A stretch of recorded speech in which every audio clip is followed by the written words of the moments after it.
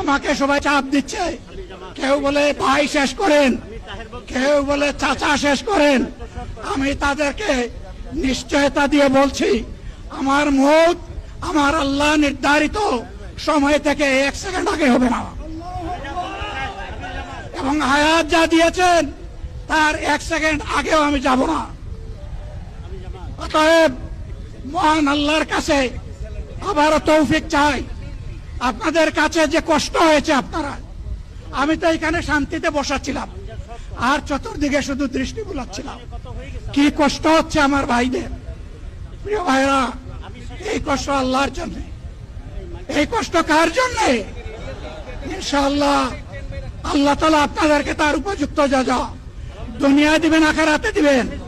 আপনাদের এই ত্যাগের বিনিময়ে নতুন বাংলাদেশ আমরা পেয়ে যাব। আসুন সেই নতুন বাংলাদেশের জন্য একবার স্লোগান দিয়ে শেষ করি, নারায়ে তাকবীর। আসসালামু আলাইকুম ওয়া রাহমাতুল্লাহ।